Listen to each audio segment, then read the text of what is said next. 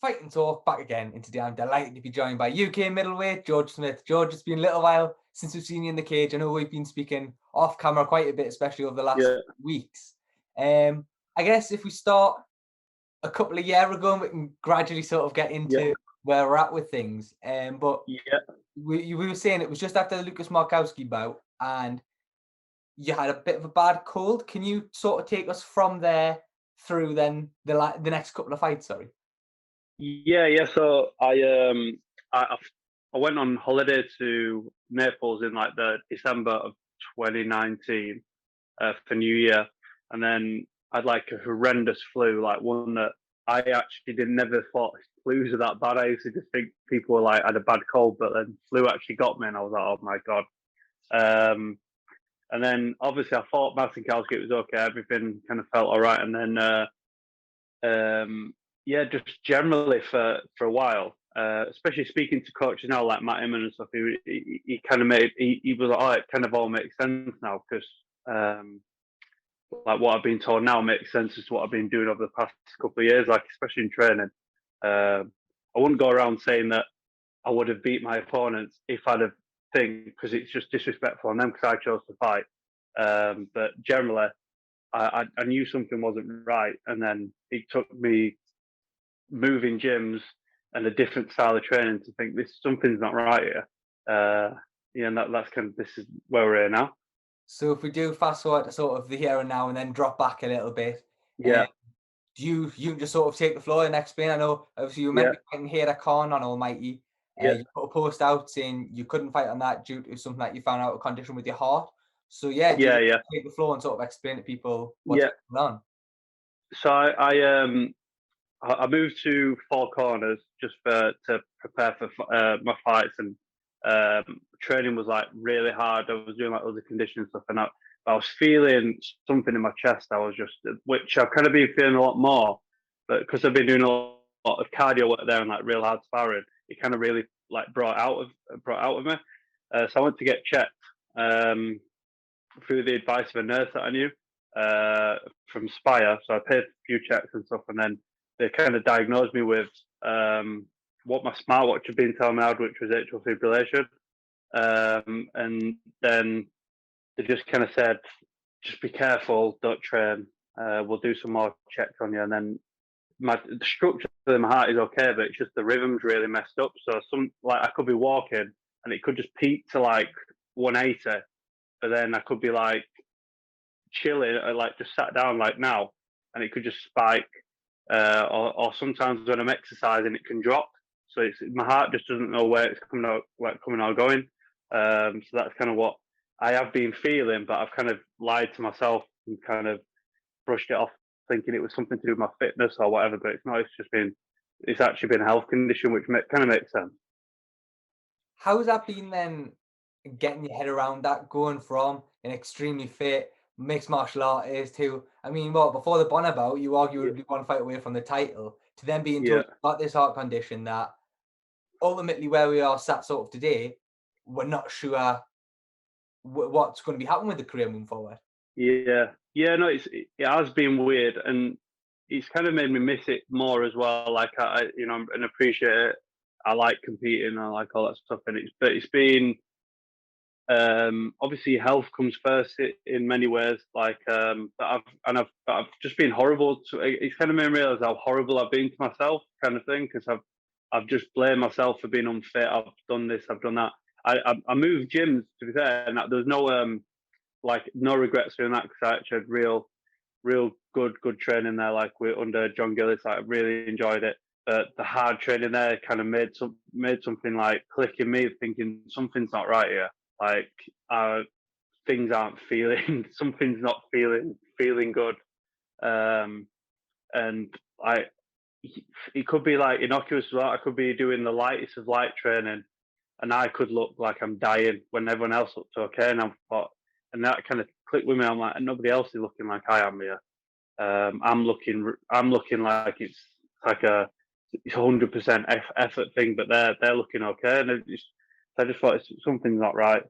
But yeah, it's just not training now. It's not being the easiest. Just getting bored.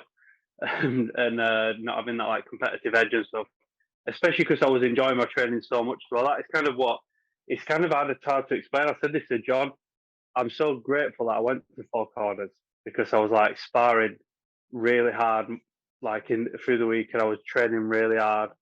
Every session was tough, and it kind of made me realize that something's not right. So it's kind of, in a way, it's kind of saved me. Also, the training was good, and I got better, but it kind of saved me in a way from carrying on because I probably could have carried on at a like lighter work forever, but training that hard and really made me realize because I was feeling like on fight nights, like Gillis kind of brought out the feeling of fight night from me. You know, like that really training hard, could hardly breathe, kind of exhaustion. So that kind of made me. Yeah, it was just it takes a real hard session to bring that out of me. So how did then that recommendation come about from the nurse that you said you knew? Did you go to her and say, look, I think there's something wrong here, or was it? Yeah. I got my smartwatch. Kind of, there's an ECG thing on there. So I did the smartwatch thing. I sent the results to her, and just said like, please help me. Kind of, what do you recommend? And she, to be fair, she's helped me more than I could ever thank her. But like, I can never thank her enough for the help she gave me because she got me in there, got me checked and tested, and made sure I was like rushed through, which just kind of speeded things up probably by a year, in terms of kind of my treatment. So yeah, like now we're kind of a few months away from an operation, and yeah, big thanks to her. So with that then, treatment sort of is available there for you. Can you go a bit more in depth about the operation and sort of recovery Yeah. time So, and yeah? well, it's called ablation. So I think, I mean, I'm not a cardiologist. I'm not. To be honest, I've actually tried to like geek up on it all, but and trying to know what's happening to me. But I think it's like they kind of like scar and burn the arches going into the heart and out the heart, into the heart, so that they don't do like random beats. Because at the minute it's going through, it's going like crazy inside. Whereas if they scar the tissue, apparently it kind of stops the craziness. It just lets one beat go through, and then that's it. So that's all it is just a rhythm, kind of a messed up rhythm. So yeah, I think the recovery times went for like 2 weeks. So if you was going back to work, as they would describe it, like 2 weeks. But obviously full training. I've kind of been planning that already as well. So I've been speaking to like Salford University and things like that, speaking to their sports science team if there's any way that their like science team can help me recover, as best as possible. Do all the checks and make sure I'm really working on my recovery more. Because there's no point me doing this operation if I'm not going to make sure my recovery is right, so I can be in a good position to compete again. Because if it's hard to describe, but if you'd have felt training and fighting like I have, you wouldn't fight. Because I've not felt like genuinely not felt right. Like in sparring, I'd have like again I said to you earlier, I'm not going to say about my opponents that if this hadn't happened to me, I'd have beat them. That's not because I chose to fight them. They beat me on the night, all that stuff. But I can talk about training, and there's like a cut-off point in training where I'll be fine. I just go drop off a cliff in terms of like exhaustion. And like that's what I'm saying. I feel like I've been horrible to myself. So I've been thinking, am I a quitter? Is it in my head? Do I not want this? Is my just generally questioning myself constantly, which is it's kind of been horrible. But now, I'm kind of think, oh, that makes sense. It's not just you quitting.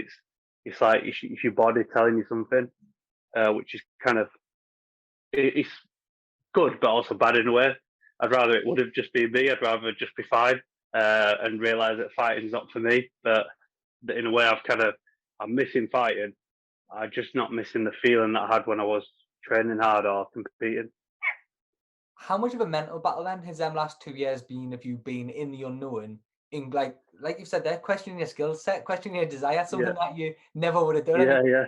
It must have been such a horrible thing to have to go through, to not know what's going on, be second guessing yourself constantly. Yeah, and like people would only ever see like the fight night of me losing, which I'm really not a baby. Like I'm not going to spit my dummy out and whatever, but people would only see that. But I've gone through like 700 days of this, of like just trying to obviously training really hard and thinking. Honestly, the amount of people I've said I just don't feel like I'm training hard enough, and then I try and train harder, and then nothing would make it better. So, and then a lot of things, measurable things, I was getting better at. But then things when it was under stress is when it's like, again, I'm not going to talk about fine art, but saying sparring, I would like have like above my eyebrow when things get really intense. I get like a real cut off above my eyebrows, it looks like there's a dark fog above my eyes, where I feel like I'm enclosed. I've had to go off training sessions with like almost like this is grappling sessions, not striking. So something I'm very good at, grappling. I'd have to go off with like claustrophobia almost, like I'd be feeling like I'm claustrophobic. Even on top position, I'd be like, because my chest isn't breathing, and it's like, and I'd have to like go off the session and stuff. It's just, which is that all these things I feel stupid because I never did anything about it, but that's kind of what I've been feeling in training. And then obviously whatever happened on fight night, but all I can say is on the training stuff, that's how I was feeling. I just thought if I push myself through it, I've been going to like Arnie's boxing gym, getting loads of like sparring, pad rounds, all that stuff, and then Gillis's under Gillis at Four Corners, but get all the training I could have ever need, all the S&C coaching. I've done everything I could have done to feel good, and I felt bad. So that's kind of where we are. Have you had that conversation then, without wanting to get too grim, with the doctor, that if you hadn't had that ECG in your arm that he didn't send off to the nurse, what the outcome of this could potentially have been?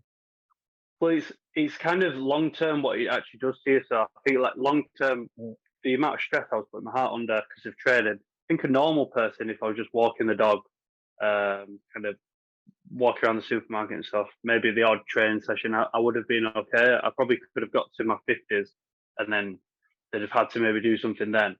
But I think because it's messing up your rhythm, you can get like blood clots and that type of stuff, and so like a lot of people need to go on thinners for this. But because of my age, I don't think they can put me on that like long term, because obviously by the time I'm 50, my liver and kidneys have been messed up. So I think there's only certain things they could do for me now, which is either kind of leave it and hope, or intervene, like have an But if they'd left it, I wouldn't have been able to train kind of competitively.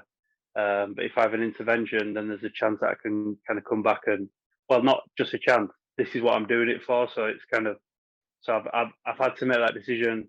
Either I can stay as I am and just crack on as normal, without training much, just normal training, maybe weights now and then and walking, or have the intervention, then come back hopefully like 100%. So I guess, without wanting to sort of sound too blunt, moving forward, is there still an MMA career there for you? Have you been told that, or have you been told? Yeah, well, that is up, or yes. I've been kind of reading a lot of stuff on the surgery, and there's kind of professional cyclists that have had the same thing, that had to do kind of similar to what I've done, which is kind of stopping and then getting the treatment and then coming back, like to 100%, like on the world tour kind of thing. It's very rare that people have this condition then come back or whatever. Not that they don't come back, it's rare that they have this condition of being an athlete.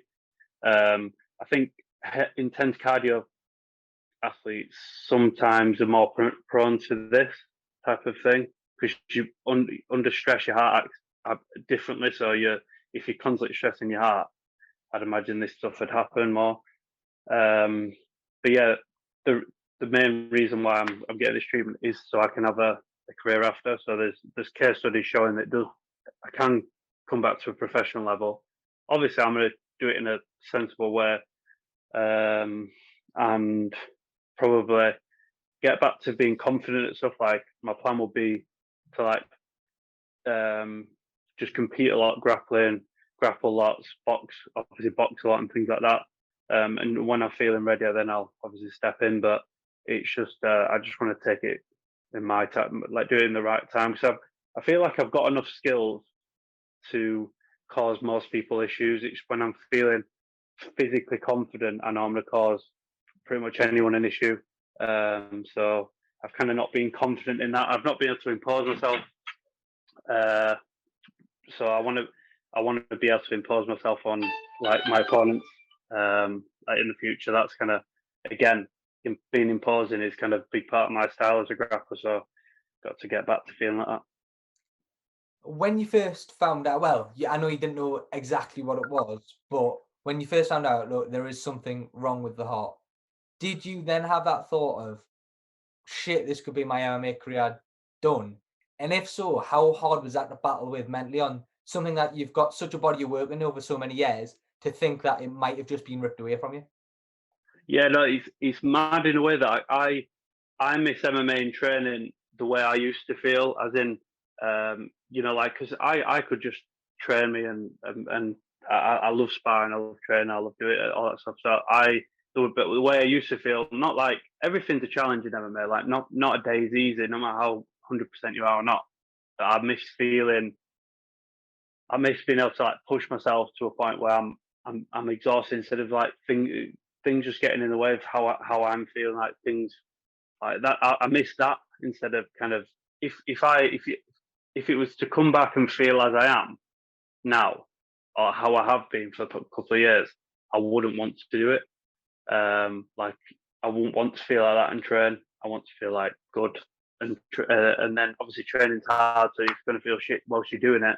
But that's part of it, isn't it? Do you know what I mean? I don't want something else to be making me feel bad other than the training. And Yeah, so I know obviously you've got your friends and family around you as well.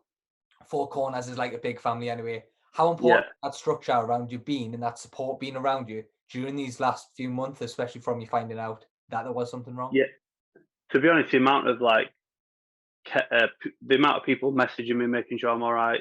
You know, people came, but like lads are funny. Like I'd be the same. I would message someone to make sure they're okay, but I wouldn't be on somebody every day checking how they are and stuff. So I kind of get like the odd message now and then to check how I am because but in a way I get that because that's how my mind would work. I'd be getting on with my own life and oh yeah, George, yeah, and then they'll message so that people, you know, I know people are caring and people care how I'm doing and stuff. But I kind of I just kind of miss being in and around that gym environment because I like preparing for fights. I like helping others prepare for fights. That's kind of the big thing I miss more than anything. You see your teammates and your old teammates preparing for fights, and you're like, oh, you know what I mean? I wish I could have been there to help them, or you know, whatever the case is, it'd be good to be around them. Like again, it's a good environment. Like Justin, Jack, obviously like Jamie Bates got his fight coming up. James Hennigan, the boxer, he's fighting soon. It's kind of good to be in a fight gym where big fights are happening around you and people are paying for big fights. It kind of gives you. That's what I was excited about being there for. Just that big fight preparation feeling. So that's kind of what I'm missing. How much of that fighter mentality came out of you then when you found out about this? How much of it was if you like bite down on the gum shield and start swinging and come back fighting against this wasn't look for that solution? Yeah, I had that, but then in a way I was like, I kind of slowed myself down and I kind of said, well, that's kind of what you've been doing for a couple of years now, and you've kind of just cracked on and you've not thought about yourself.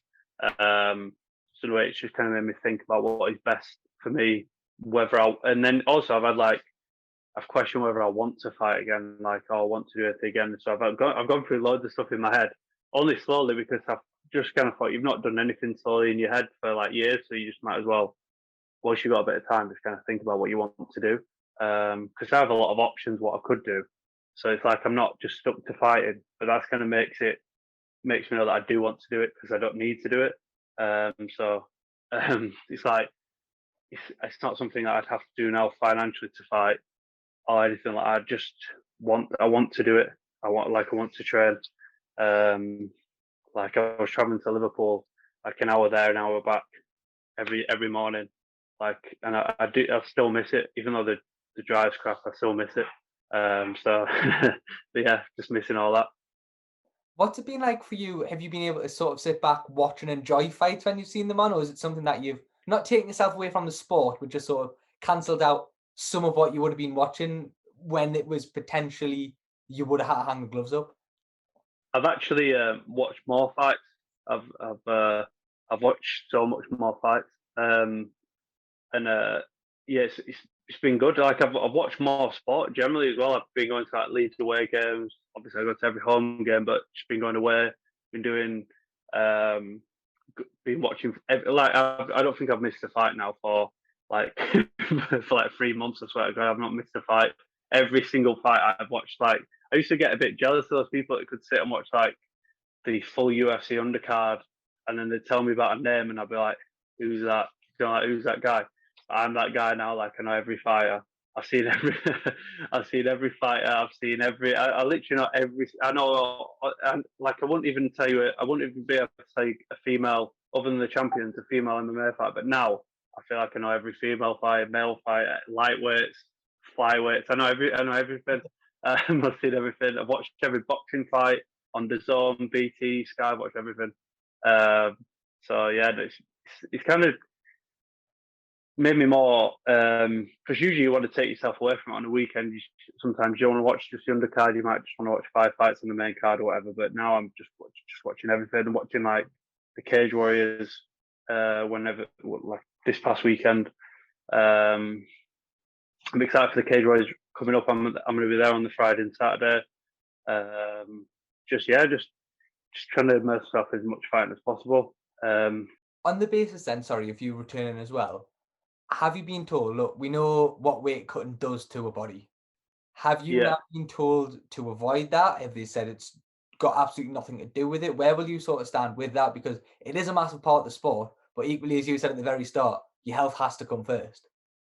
Yeah, it's a few things that it's made me kind of think. My weight cuts for the past 2 weight cuts have been like incredibly hard, like especially the last one. I feel like I almost killed myself. But it felt different. Not like I wasn't any heavier. I was actually just the same kind of weight as what I'd been feeling when it was comfortable, maybe even slightly lighter. But my weight stuck to me more.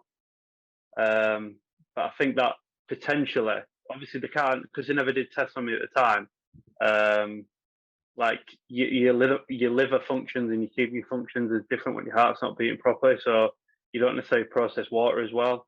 So it could hold water, hold salts, that type of thing, which could have made it more difficult. Obviously, that's just making it up, but it genuinely felt last time like really hard. And I've weight cut my whole life. Well, my adult life. I know how my body should feel, and when it's going to be different, when it's not. And yeah, just that. Obviously, mix that in with like in the Stanton fight, like afterwards, being tired is being tired, but when I come into the change rooms afterwards, like I was with the doctors for ages, I was like I was either going to throw up if I laid down, or if I was going to throw, I was going to throw up if I sat up, or I was going to die if I laid down. That's kind of what was in my head. I felt like if I laid back, something bad was going to happen. It was awful. Like I've never felt like that before ever. Yeah, it just didn't. Nothing felt right about that night. Nothing felt right afterwards. Like I must have been out of breath for literally like an hour. No, like actually, and it's just all these things. It's just bizarre. I was just thinking like, why did I fight like feeling like that?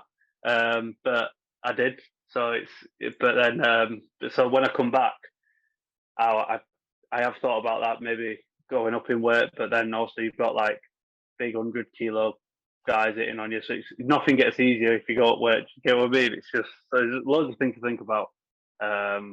It's just I kind of just thought about my health. If I'm healthy and happy at 93, like everywhere, then obviously that's an option. But I don't know. I feel like when my heart's fine, I think my weight could be better. I think I'll probably, because last time it was just mad. It was just really weird. weirdly as well, this is more annoying things, but you only remember it in kind of hindsight. Like pre-fight medicals, the guys used to like listen to my heart, and they'd say like, "You're clear to fight, but you just something doesn't sound right. You've got like something off in your rhythm. It's like an irregular rhythm." I was like, "All right, okay." So then the time after fight, and then there was like, "But you need to go see your doctor next week." That was kind of the message I had like for 2 or 3 fights. I think no, for 3 fights actually. Cage Warriors Manchester when there was a crowd, Cage Warriors Manchester without a crowd, and then London. All 3 they said the same thing, but obviously you get different doctors, and I just went, yeah, sound. Because you kind of, when you're fighting, you don't want to think, oh yeah, I've got something wrong with my heart. You kind of just saying, I'm about to go into a fight. I'd rather think about that than my heart. So all these things, it's just, I'm just stupid. That's what I've realised. I'm stupid. Like you say there, obviously, you should have went yourself after you'd been told and stuff. But again, I guess in hindsight, do you wonder why it wasn't questioned more on the 3rd time, that you still hadn't gone to get a check? Because that surely would have been within the sort of medical records that you had been. Sort of to look back, do you look and wonder why it wasn't questioned? I mean, maybe, but because it's, I don't think heart. I mean, they do check your head, but they don't check to get cleared to fight. They don't like check your heart, which is, I get why, because obviously your brain's more important in a fighting sport. But the amount more deaths, I would imagine, especially in football, and I've not seen anyone just collapse with a brain aneurysm or something or whatever it be. Usually it's the heart. You see like Christian Eriksen or whatever, people are collapsing with the heart. So maybe it's, I mean, fighters will hate me saying it because they don't want to have to pay any more medical bills. But I remember when there's a charity called Cry, I think, CRY, and they used to, when I was on the GB judo team, we used to get checked by them like every day, like irregular. It wasn't a regular thing. So maybe that is something for people to consider, especially now you're seeing like players collapsing left and yeah, all over the place. But yeah, loads of people are asking. Like, it's funny. Like, it was a mixture of people checking if I was all right, and then loads of people asking me if I'd been vaccinated, and that's why my heart was bad, or if I had COVID or whatever the case was. But I had loads of, it was 50-50. I was either having people trying to see if I'd been vaccinated, and that's why I was bad, or if it's just a bit mad at me. But I suppose it's in a good way. It's kind of brought hearts as more of a something people are really like conscious about now and caring about. Where before, I don't think anyone even mentioned athletes and hearts and things like that. I don't think that was even a thought, was it? Nah, certainly not. But then, I guess finally then, George, moving forward, obviously, it's about 12 weeks for the operation. That'll take you to about halfway through the year. Yeah. 2023, will it be looking at? Everything goes well, you'll hopefully be getting back in there then? Yeah, that's the plan. I'm thinking, obviously, get through that operation and then just hopefully get, like, I want to obviously keep grading through BJJ as well, so that might be a good aim before the end of the year, just to get on as much D classes and things like that as possible. I'm even interested in like a pro boxing fight or anything like that. I was even considering it before, because I was thinking like, I want to get better at striking. I was doing loads of boxing. Since my last fight, I've just been boxing probably more than I'd done MMA. So like prior to going to Four Corners. And then Four Corners is a heavy striking gym, so I was just thinking, why not? I'll have it. And so there's loads of stuff that I want to do, but definitely in 2023, I mind. As long as these things are ticked, like I'm competing at BJJ, I'm feeling physically good. I'm not feeling like that claustrophobia type thing where I'm training. I definitely want to come back and fight. But like I said, I want to feel how I feel, not feeling like I've been feeling, if that makes sense. So as long as I feel better than that, I will probably want to fight. Because, I mean, an idiot like me would fight feeling like I've been. So if I feel good, obviously I'm going to go dying for a fight. But yeah, I've to be honest, it's kind of, I've just been watching like the middleweight scene, seeing obviously UFC London, and just thinking you know, there's a lot of fights out there, a lot of good fights. British MMA is on the bounce, and like I said, I would never blame using an excuse as to why I'd lost, kind of thing. But I want to be up there. I want big fights, and I feel like I was close to that. And then obviously I just had 2 bad results. But I just want to. If I'm feeling physically well, I know I'll give any good middleweight a run for the money. Like if I've always caused people issues, especially submission wise, and I feel like I can cause issues still. Perfect. Well, George, we wish you all your best for your operation, the recovery, mate. And Thank you. No, I appreciate you. Appreciate the call, and cheers for the messages as well. Yeah, no worries at all, mate. We'll speak soon. Cheers, pal. Cheers.